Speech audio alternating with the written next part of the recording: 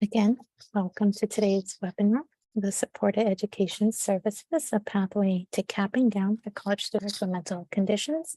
This is session 2, Supported Education Services that support entry into an educational program. This webinar is sponsored by the Northeast and Caribbean Mental Health Technology Transfer Center, or MHTTC, and we're housed at Rutgers School of Health Professions in the Department of Psychiatric Rehabilitation and Counseling Professions.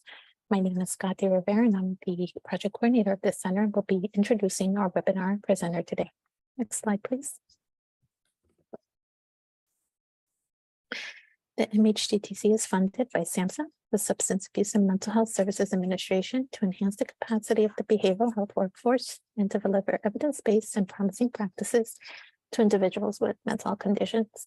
We also address the full continuum of services spanning mental illness prevention, treatment, and recovery support.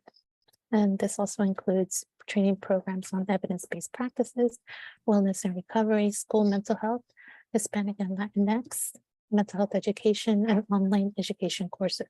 Next slide, please. Next slide, please. And as a reminder, all of our training products, including our technical assistance and resources, is available to you at no cost. Next slide, please. If you're interested in staying up to date with the events and products that the Northeast and Caribbean MHTTC is providing, we ask that you please sign up to receive our email communications. You can do so by scanning the QR code provided on your screen. Next slide. Following this webinar, you'll be asked to complete a brief survey. We value this feedback and use it to improve our activities and inform our future activities. The survey is also important because our continued funding is linked to their completion. So we thank you in advance for your participation. We'd also like to remind you that this webinar will be recorded and posted on our website within 7 days of this webinar broadcast, along with any presentation slides.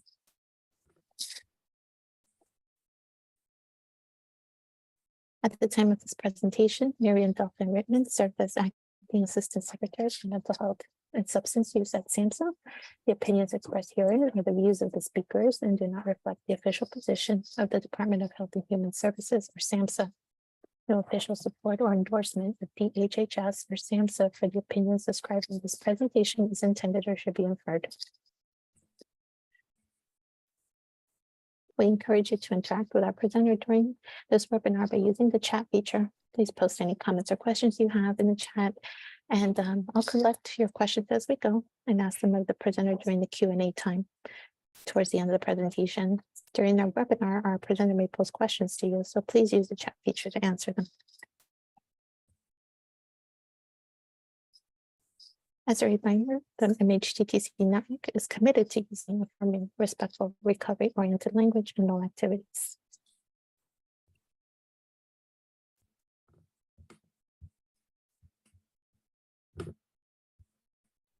We have this. Oh, thank you, Brittany. And also, we also want to let you know that the new 3-digit dialing code for the Suicide and Crisis Lifeline is now available through 988. For people experiencing suicide, mental health, substance use crisis, emotional distress, or people concerned about someone in crisis.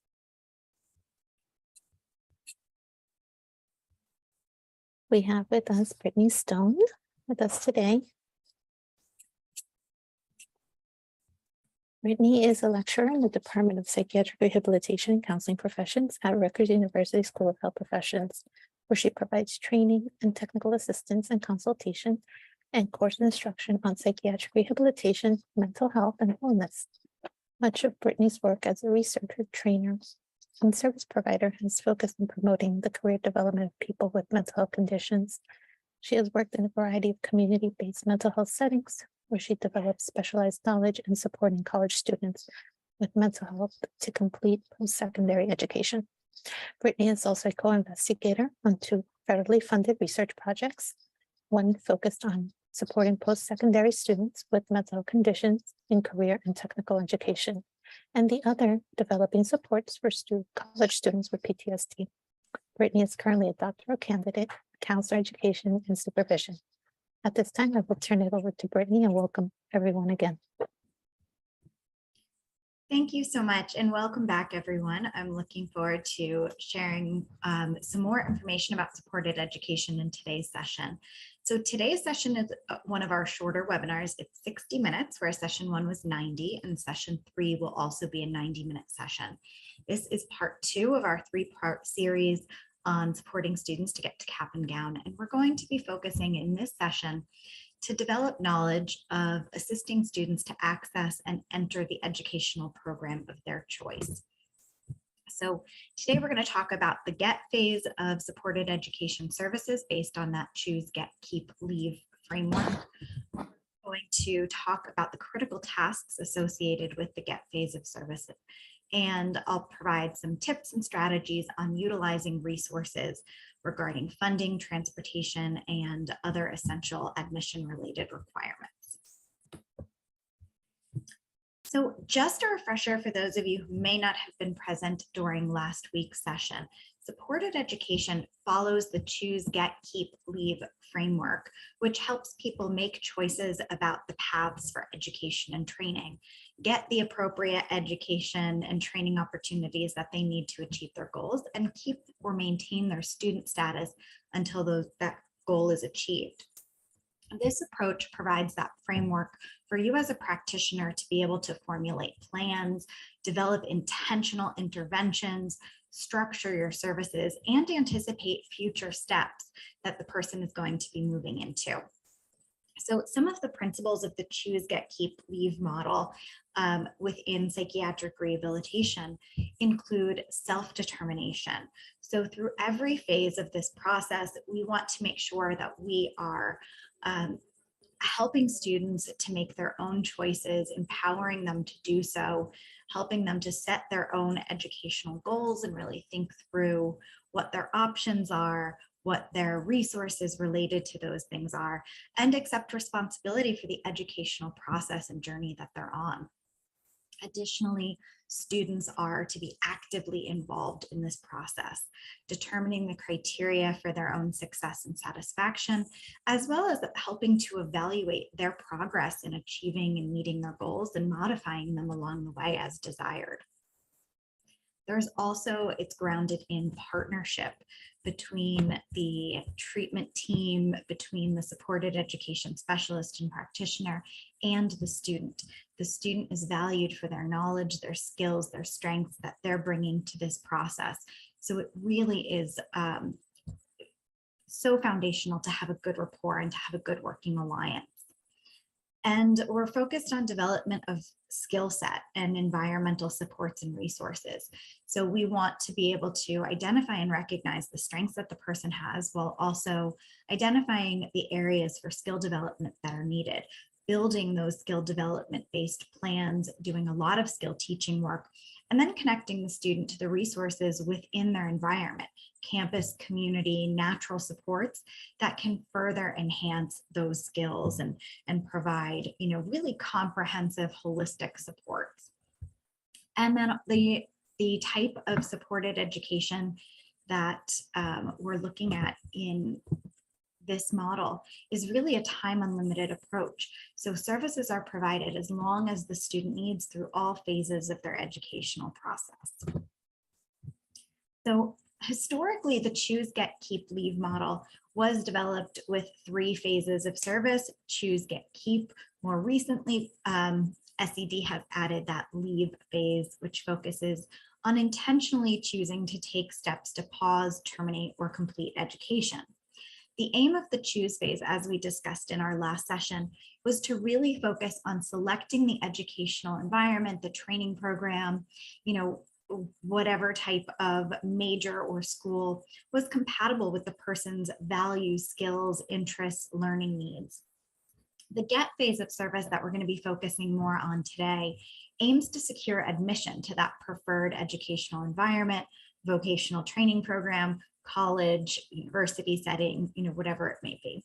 And then the aim of the keep phase, which will be the focus of session 3, is helping that student to think about what does it take to stay in school, to maintain your matriculation to get to that cap and gown. And that focuses on the person's success and satisfaction in their educational environment. So today, as I said, we're taking a closer look at some of the tasks associated with that get phase. So last time we talked about the critical elements of choose, talking about values clarification, interest identification, skills, researching educational environments, and thinking about some of the labor market trends that are important to keep an eye on. So once a person has a good sense of what they want, what their skills are, what their interests are, then we're looking at, are there jobs available in this area? And what does it take to have this profession? What education and training is necessary? And then what types of educational programs or environments match that and meet those needs? So that's really where we left off last week, was thinking about, once we know and we narrow down that educational environment, now we have to talk about, what does it take to gain admission to that program?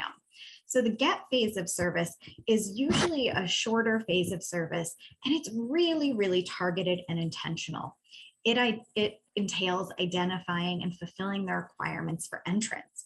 So this includes things like the application, sending transcripts, letters of recommendation, taking placement exams, and even up to registering for class. But it also takes into account things such as transportation, childcare, figuring out funding, looking at, how do I balance wellness and time management strategies. So we're going to talk a little bit more about some of those items today. So the focus of this phase is on that admission. A person is seeking to pursue their educational goal. So we want to get them admitted to the program. We want to help them to enroll or matriculate in the educational environment of their choice. So some of the tasks that are really important during this phase are going to be fulfilling things like the admission requirements, and that includes everything involved with the application. We're going to talk about some of those steps in more detail in just a second. And with this get phase, it is so individualized because it's going to be really specific to the educational program that they're interested in going into. Some students might be interested in going into career and technical education programs that have sort of rolling admission deadlines. Other programs are going to have very firm set start dates, where the start is in the fall. The application is due by early March. So those things are going to vary based on program, and so are the things that are going to be required of the student. So that application, including personal statement, recommendation letters, transcripts, application fee. It also includes thinking about entrance exams or placement exams for many of the programs, and then completing the acceptance paperwork. Next important task is funding, and this is one of the most critical steps, and we're going to spend some additional time really getting into more about funding. And that's everything from looking at state and federal aid to scholarships to vocational rehabilitation funding, considering loan default. In working in community-based supported education, I would see students coming in saying, I really want to get to school, I want to go back to school. And then we would fill out, the federal application for student aid. And it would come back that the student was in default of a loan or had past loans.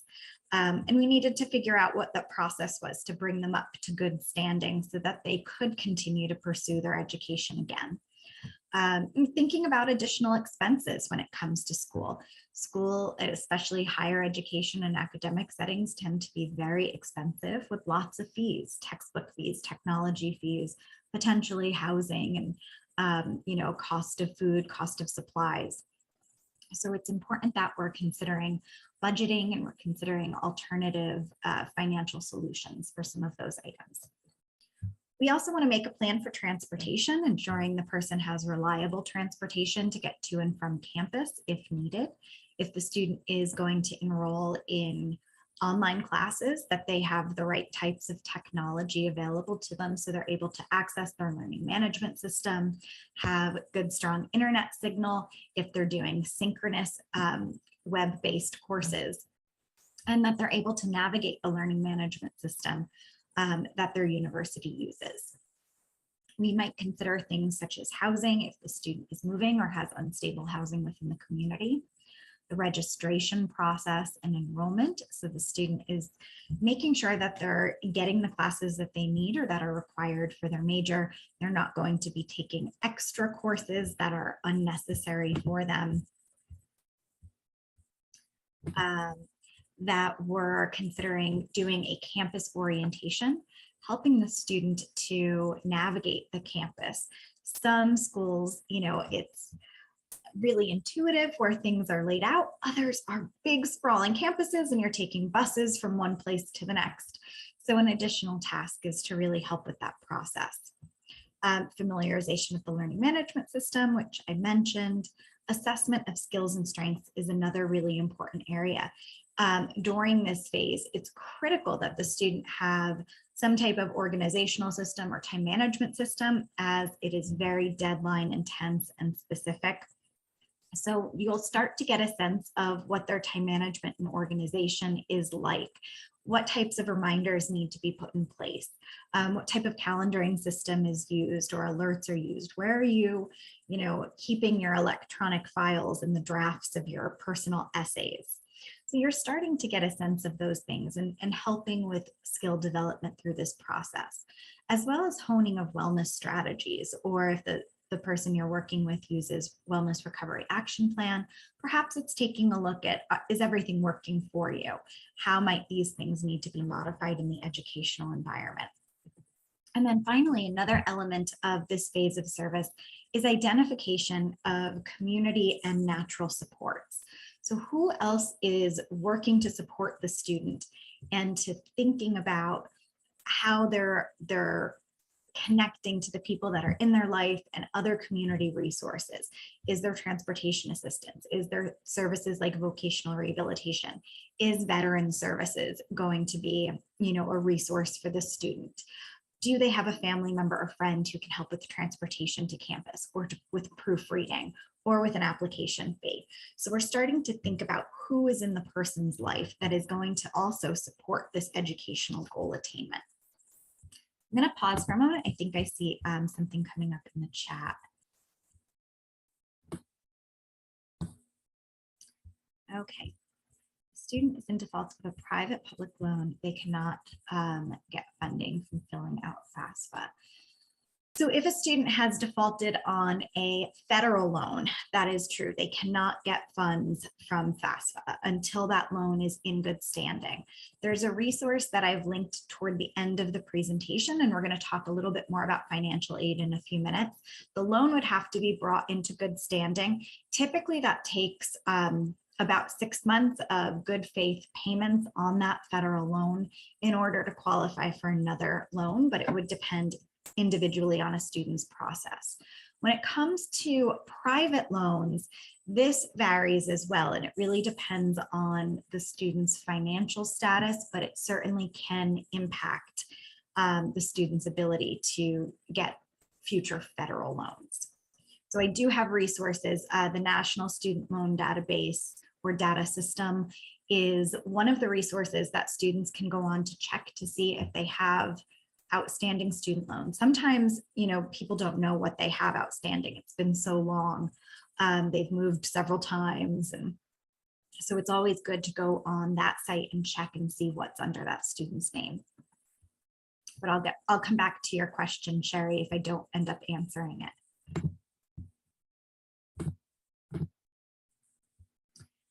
So when it comes to some of those admission requirements that I mentioned, this is going to vary pretty heavily from one program or school to the next, depending on the type of institution the student is going to. So the first thing that you would want to do when supporting the student is to help them get on the internet and look at their school's website and identify exactly what that process for admission is going to be, or to reach out and contact an admissions, somebody who's working in the admissions department of the school that the person is interested in. This is a really good time to model making those phone conversations, or to even do a role play beforehand where you're identifying, What types of questions might you want to ask? Let's write those out together. What kinds of things do you want to find out? What information? So if the person needs some skill development in that area, this is one of those places to do it. Typically with the application process, though, there is some type of paperwork component. Normally, you're going to provide a lot of demographic information. You're going to provide your educational history, often a writing sample in the form of either a personal statement or some type of essay is required. And depending on your program, a portfolio of work might be required as well. In working with students who were interested in fashion and fine arts and those sorts of careers, they had to provide portfolios of their work. I worked with a student who was going to school for music and for composition. They also had to provide recordings of some of their work, as well as do an interview where they were performing. So the student is going to want to follow the guidelines set out by the school to fulfill the requirements. Definitely, first thing I would recommend doing is looking at all of those deadlines and due dates. Make sure that you and the student are then setting dates prior to those to be clear that you have everything in. So you want to figure out those guidelines. When it comes to that personal statement or essay, it is really helpful to work with the student on talking through what do they want to write about? What is their outline going to look like? Are they keeping it within the right content and the right length required by the school? Does it have to be written in a certain format? So making sure that those things, those details, you're really paying attention to. Academic transcripts is another area that students are going to want to think about. Some students have been out of school for a long time. Typically, proof of high school graduation or high school equivalency is required. If a student is, been out of school for a while, it might take a little bit longer to get those records if they need to reach out to former educational institutions. If a student has gone to school out of the country, especially for high school, again, it might take a little bit longer to get some of those records. So really be sure to start early on this process. And again, working with that student in, having that partnership to identify who needs to be contacted. What types of things do I need to ask? What specifically do I need to say can help streamline the process. Students might have to submit previous college level transcripts or degrees if they have it. If they're going to graduate school, for example, they'll have to submit proof of bachelor's degree. Copies of those things. Do copies work? Do they need to have official transcripts? Does it have to be sent right to the school? And that can be really challenging to navigate. Additionally, there might be fees associated with having transcripts from past schools sent. So for students who may need assistance when it comes to budgeting or financial support, thinking about, where are they going to be able to get the financial resources for application is a really critical piece of this. Next, we want to think about letters of recommendation. The student should think about who can vouch for their level of work, their academic success, their character, somebody potentially connected to past academic performance, work-related, community leaders. Are they a member of a spiritual community? Have they volunteered? Do they know somebody who's in a field that they're looking to go into? So these would all make good, recommenders and people to ask.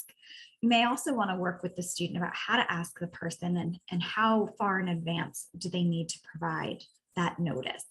Many schools now, the student will enter the person's name and email address, and it'll send the recommender a link to use. So the student would want to prepare the individuals that you're going to be getting a link from the school. This is what that's going to look like. This is what the process is going to be. So talking through and communicating with that. Most schools require application fees for the admissions process. These tend to be non-refundable fees used to process the application for admission. As a practitioner, you can certainly assist in, again, that budgeting of funds or even requesting a waiver for this fee. Some students are granted waivers based on economic need. Additionally, some community-based programs may offer assistance with the cost of applying for academic programs. Vocational rehabilitation, if the person is connected with that, your state VR office, may also be a funding source for applications. Other types of community mental health programs sometimes provide funding for these things as well. So a student may want to consider what that's going to look like as far as planning for transcript fees and application fees.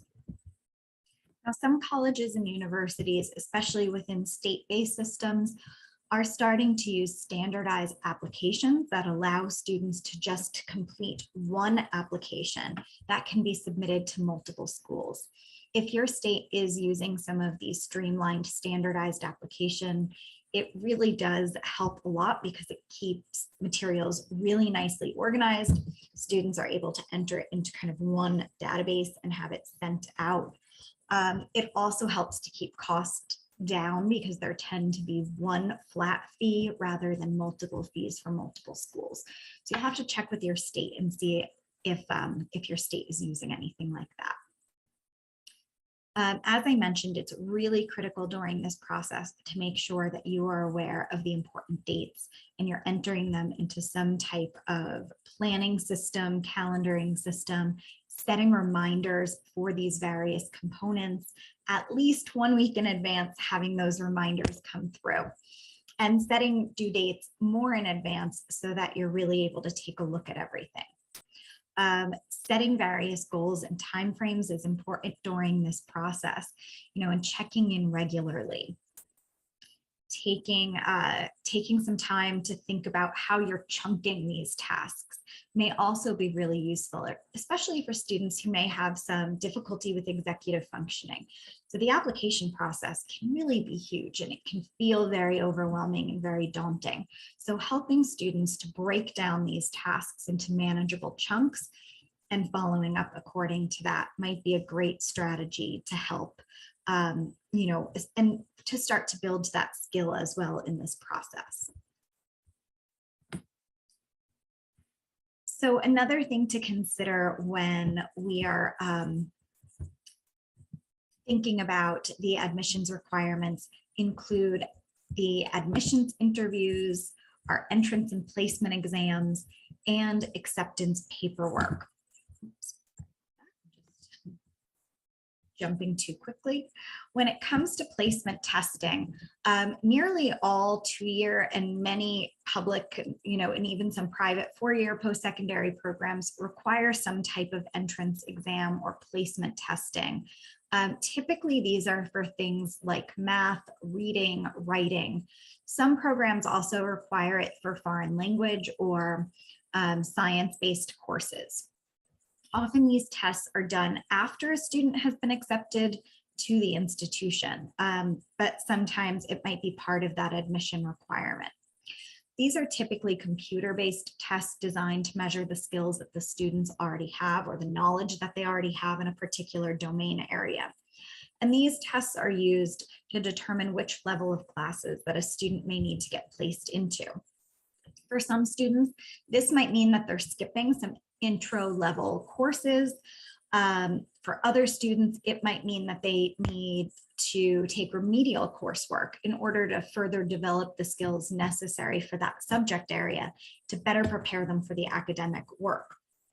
Now, as a practitioner, you're going to want to work with students, one, to identify, based on their funding source, are remedial courses covered by the type of aid that you're receiving if they should need to take them, but then also to help students start to think about preparing for some of these placement tests.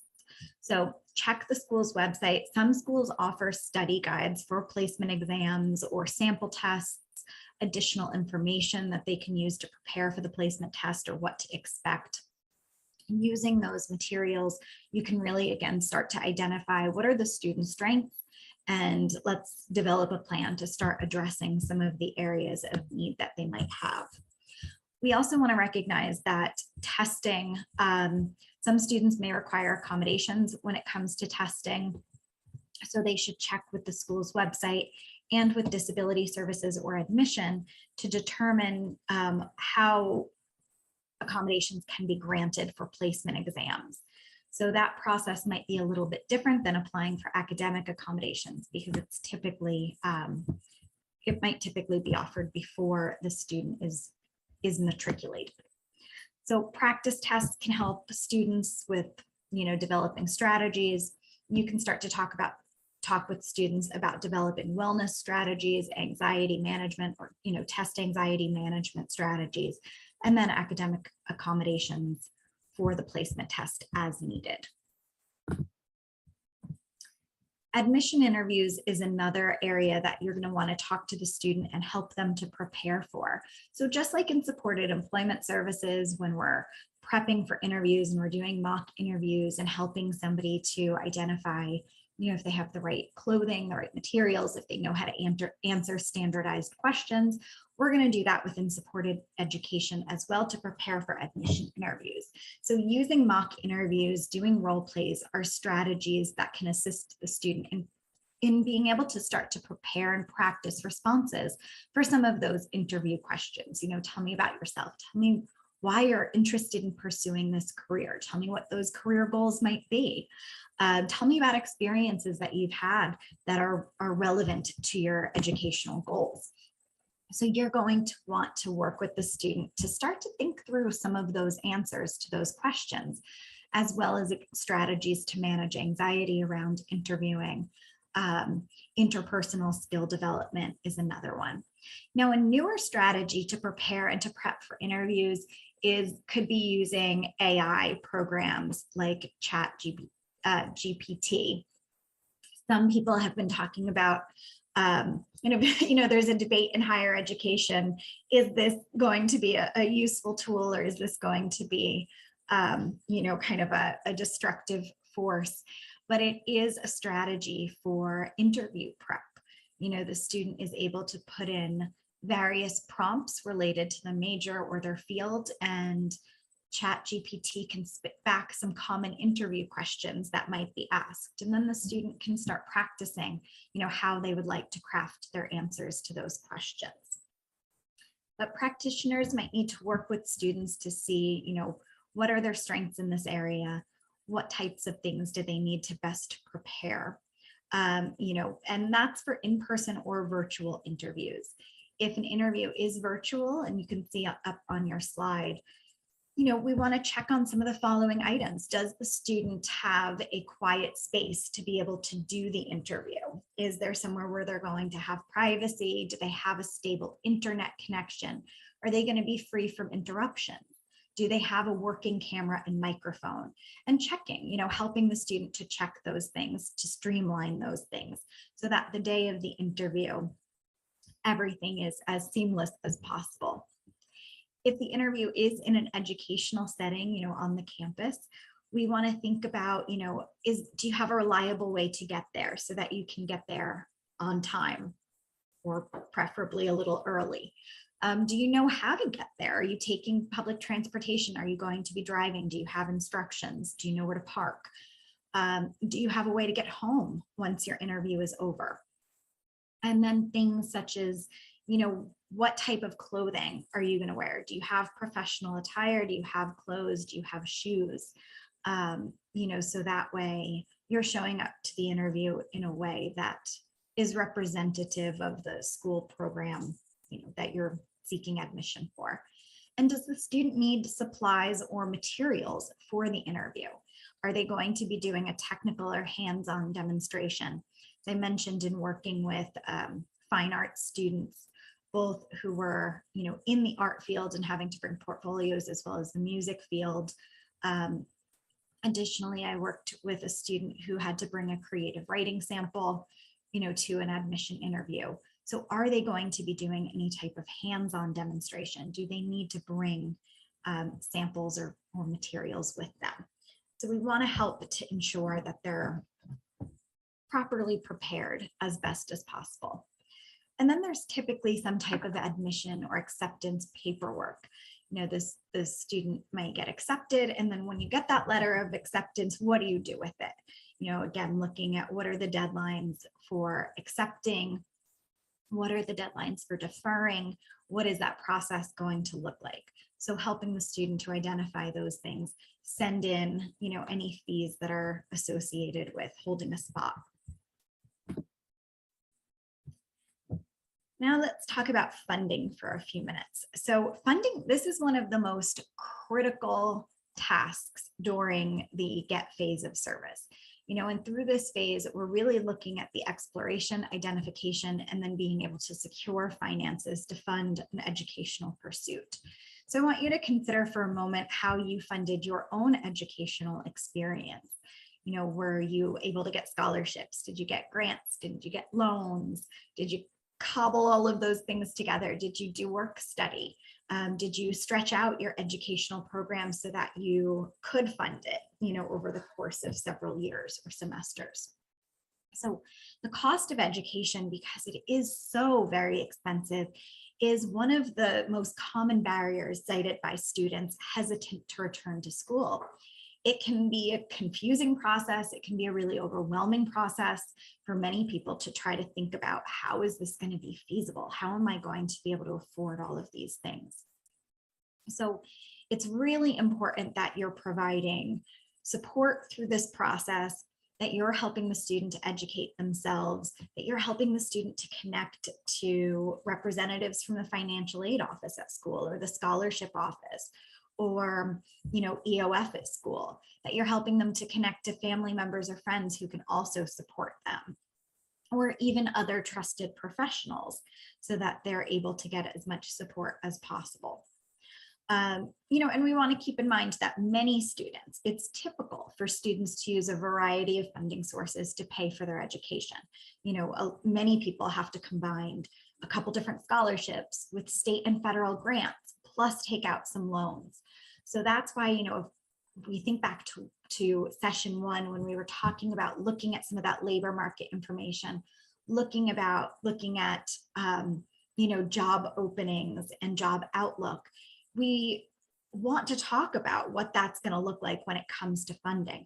You know, what's the likelihood that the student is going to be able to get a job within that field and earn a certain salary when they come out of their educational program? So the different funding streams, there's a number of different funding streams, and two of the most common for education are federal and state financial aid. The Federal Student Aid is an office under the United States Department of Education that manages federal assistance programs such as grants, loans, and work study. One of the primary tasks that that office has as well was to develop the FAFSA form, which is a federal application for student aid. They process those completed applications, and we'll get back to federal aid in a sec. We're going to move on and start talking a little bit about VR and scholarships and some of these other things, but federal and state aid, two of the most common. Another area where students often seek financial support is from the Vocational Rehabilitation Office. Those are also federally funded programs made up of services designed to facilitate entrance into or return to work with for people with disabilities. So this is a wonderful resource that often students don't think to be able to, you know, think to access. So services through vocational rehab include vocational assessment and evaluation, training, upgrading of general skills to be able to move into, you know, have more job prospects, which is great. Taking refresher courses if the person has been out of the workforce for a while. They also offer funding for on-the-job training, career counseling, employment search, consultation regarding job accommodations or other modifications. So VR can provide a lot of different supports for students and job seekers, but it can also provide that funding for education and training as well as other supports designed to aid in that labor market participation, right? So we want to, when we're thinking about VR as an option, we want to be really intentional to help the student to articulate their educational goal, their knowledge about the labor market, understanding the potential for job growth if they're able to complete this training program, this educational program, the certificate program. So going prepared to VR is really important. And, each state offers vocational rehabilitation services. At the end of the presentation, I have a link where you can find your own, local VR offices, but they're really knowledgeable. And they have a lot of supports that they can offer. It's really just a matter of what ways are you going in and articulating the goals that you have related to education. So typically VR, they consider themselves a payer of last resort. So they're going to want the student to apply for that federal or state aid first, and then see the gaps in funding. They're also a need-based funder. So they're going to want to see what types of financial resources the student has.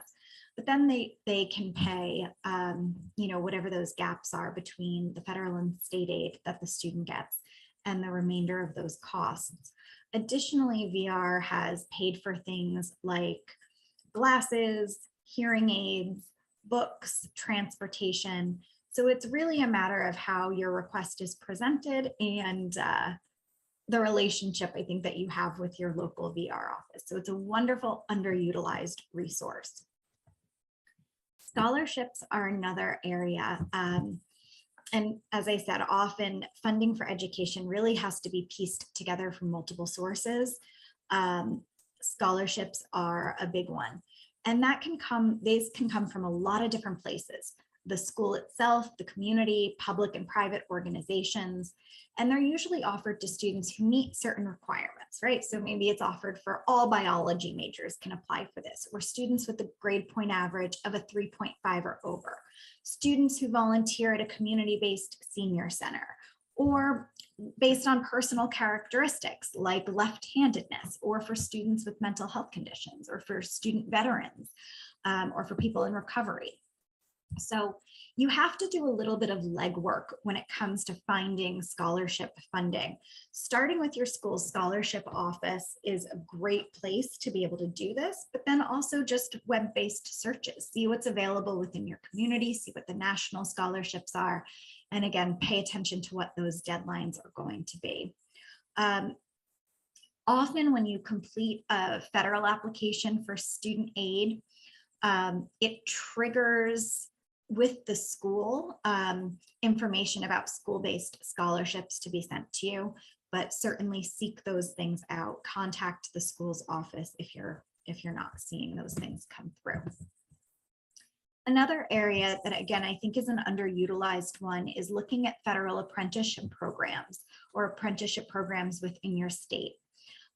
Applying for these registered apprenticeship programs is another means to access a variety of industries and receive funding and pay along the way. So apprenticeships blend academic and technical education with paid work experience that leads to certificates of completion, national certifications. It helps to develop that professional network because you are gaining that field-based experience, and often leads to gainful employment within the same place you're doing that apprenticeship.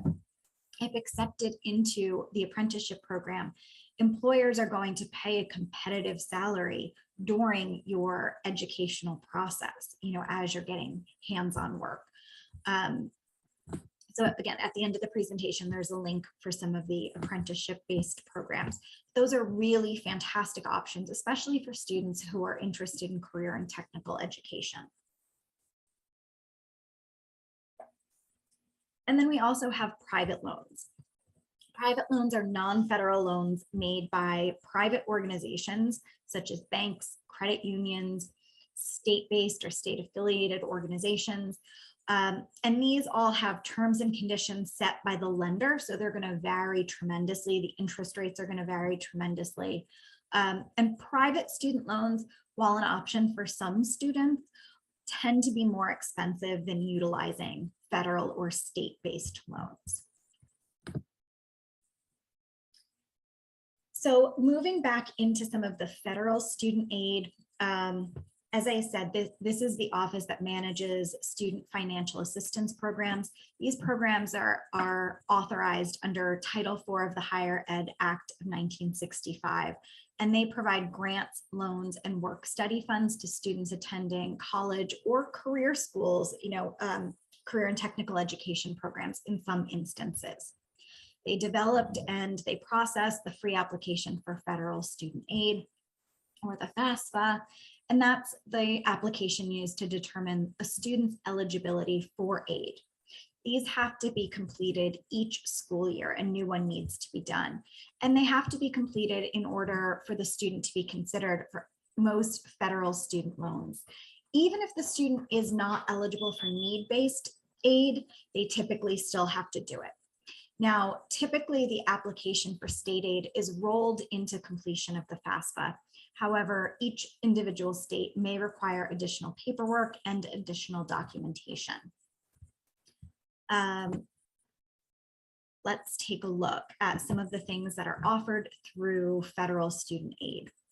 So the first area is grants. Grants are a form of financial aid that doesn't have to be repaid unless, for example, you withdraw from school and you have to owe a refund.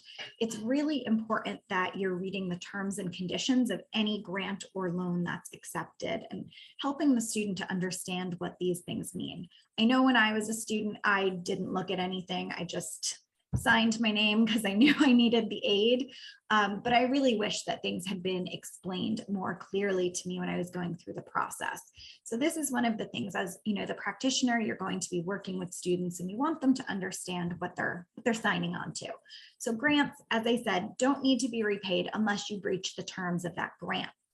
An example of this is if you receive a TEACH grant, for example, where you are receiving aid for school, and then you have a service requirement once you graduate to work at certain types of institutions.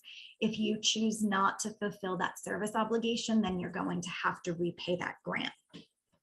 There are a variety of federal grant programs available. The most common is a Pell Grant, which covers associate and bachelor's level education.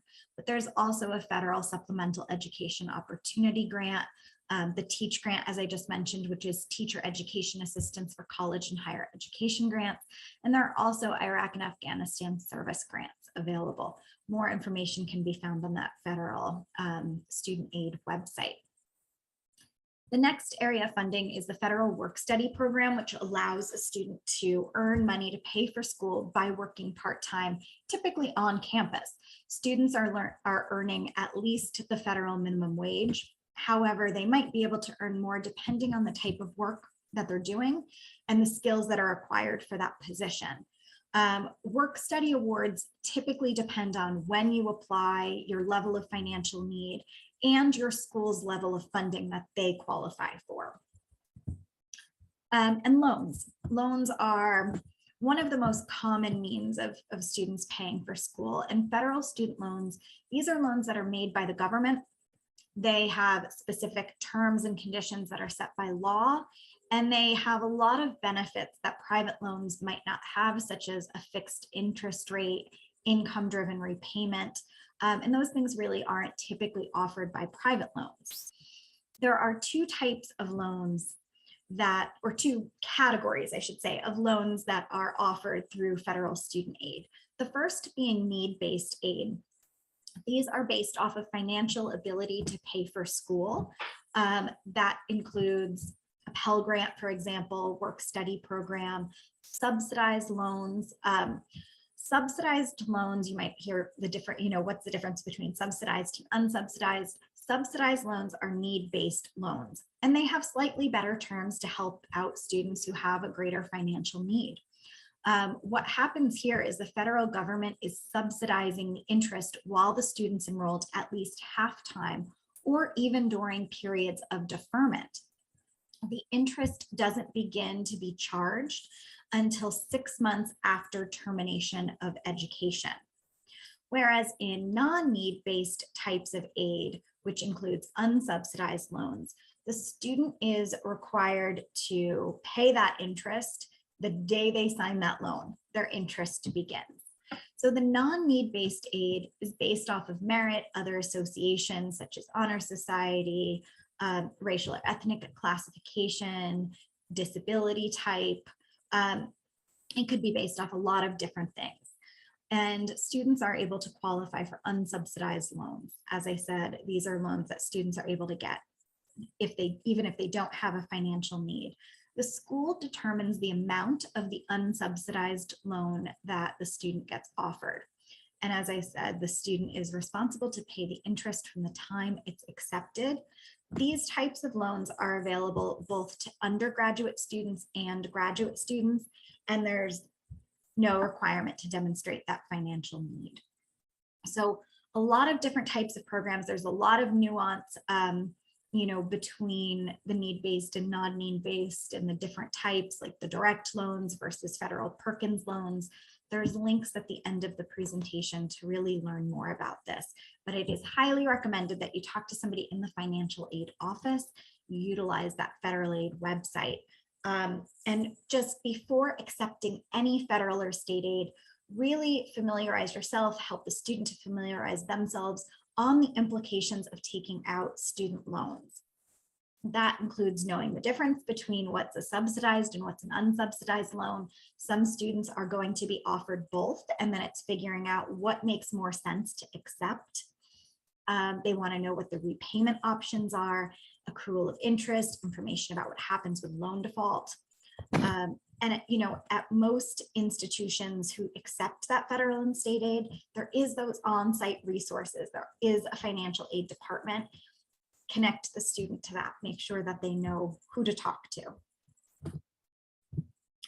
Some other things to consider when it comes to funding of education is this concept of satisfactory academic progress. So when receiving federal student aid or state-based aid, you're required to maintain eligibility for these programs.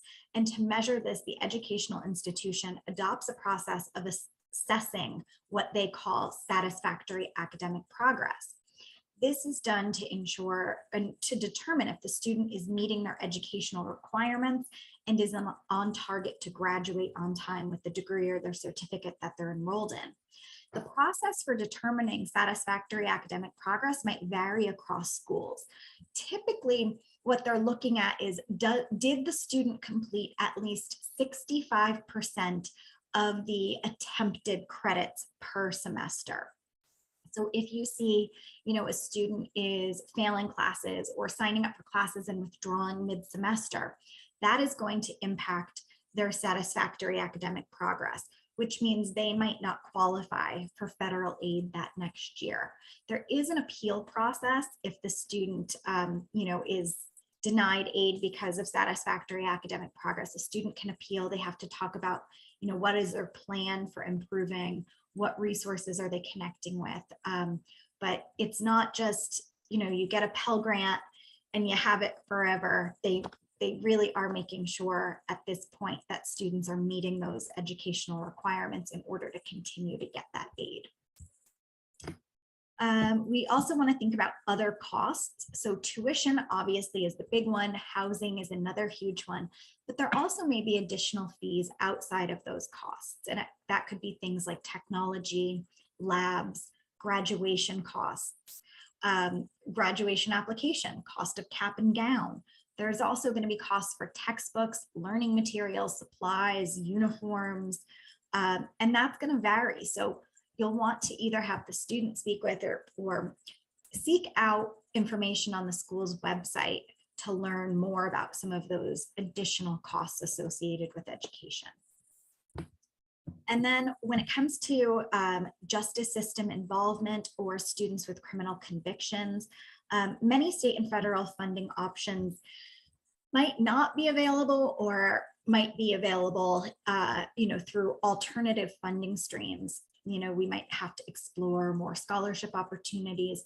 However, more recently, some things have changed for federal aid. Drug convictions no longer affect federal student aid eligibility, which is a huge one. And then as of July 1st, coming up this year, so this July 1st, 2023, there are 2 rules going into effect. One is that you may qualify for a federal Pell Grant if you've been convicted, are incarcerated in a federal or state facility, and enrolled in an approved educational prison program. So now they are approving some people for aid, but it really is going to vary based on that program. So a student who is incarcerated would want to check with the correctional facilities educational director to find out if their facility is participating in one of those programs as of July 1st. And then additionally, if a student is subject to involuntary civil commitment for a sexual offense, they also may qualify now for a federal Pell Grant, whereas in the past, they would not. So those are 2 changes that are coming this July. The next area to consider and really spend some time with is transportation planning. This is another highly cited barrier to education, lack of accessible, affordable transportation, which can prevent a student from attending or being able to complete a post-secondary educational program. A lot of programs are offering online education, which is fantastic, but not every student wants to be an online student or thrives in an online environment. So, we know that having limited or no access to transportation can really cut off prospects for students from employment opportunities or educational opportunities. For students who live in places with more public transportation, who have access to buses, trains, subways, the cost of transportation may be a barrier. Whereas for other students who are in more rural or suburban areas without access to a personal vehicle, there might be limited options, to getting to campus. And that's further complicated when students have conditions that may require specialized transportation. Some students with access to public transportation may not be comfortable with it or may not be familiar with how to utilize it. So we want to make sure that we are identifying barriers to transportation so that we're able to seek out the right types of community-based resources. As I said earlier, state vocational rehabilitation agencies may be able to provide support with bus or train fare to school. Some schools in rural areas have rideshare programs for students.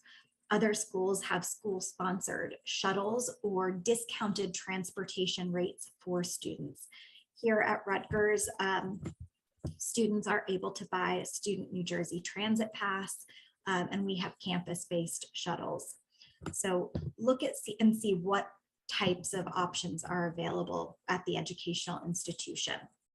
We may want to ask questions though around transportation related issues, like what barriers do you experience? Is it lack of access to a vehicle, lack of access to public transportation, lack of funding for transportation? Are you unsure how to use public transportation? Or other things like inconsistent transportation or unreliable transportation? So that, again, is a barrier that we want to be able to figure out during this get phase of service. Another critical task that we're going to want to look at is doing a campus-based orientation. So doing a campus visit is a really great way to support students with mental health conditions to gain comfort on campus.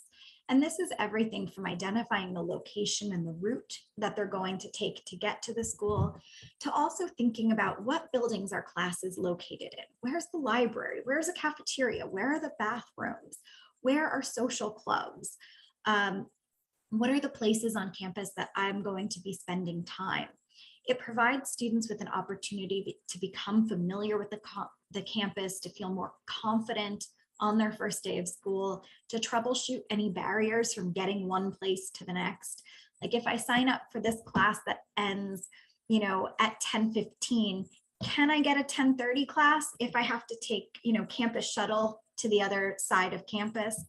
What about parking? Do I know where I'm supposed to park? So we want to help, by visiting important locations, bookstores, cafeterias, libraries, labs, campus buildings, helping with planning the route students will take from getting from one class to the next, practice taking a campus shuttle if necessary, downloading the school's app, or bookmarking a website for maps and schedules if needed. So in this 1 hour presentation, I touched on a lot of things that are really critical during this GET phase of service. I want to make sure, that students know their deadlines, that they're gathering and submitting the required documents and fees for admission, including letters of recommendation, transcripts, personal statements, applications, that they're fulfilling those admission requirements, whether that's with interviews, acceptance paperwork, and placement testing, that we're spending time really learning about various funding sources, including grants, public and private loans, scholarships, work study programs, apprenticeship programs, and then considering things like logistics. What's transportation looking like? How am I balancing my responsibilities, doing campus orientation and getting comfortable and familiar with the campus? But throughout this whole process, while we're working with the student to attain, admission, we're also assessing and leveraging the student's strengths. We're starting to identify areas for development. By having a good understanding of those things, we can connect the student to the correct resources that'll really best, help them to be successful. And that includes campus, community resources, natural supports, as well as starting to build plans to develop underdeveloped skills, especially the things that are most critical for success. Executive functioning skills are a big one, planning, prioritization, time management skills, memory-based skills, while also affirming the skills and the strengths that the person already has in place. So in our next session, we're going to talk more about the KEEP phase of service. That includes some skill development, wellness strategies, as well as information about academic accommodations, how to identify what accommodations might work, identifying functional issues related to the mental health condition in an academic environment, and then the process for connecting with disability services. So before we log off, if there's anything that you want to include in the chat about one thing that you want to look more into or one area that you would like more information on, please feel free to put that in the chat and share it with me. As I mentioned in the presentation, I have a number of different links for you to take a deeper dive into some of the things that I touched on today. And if anybody has any questions, again, I'm going to stop sharing and we can. Thank you, Brittany. At this time, this is the Q&A portion. Please feel free to share your questions in the chat. Resources for organization, time management, and skill building.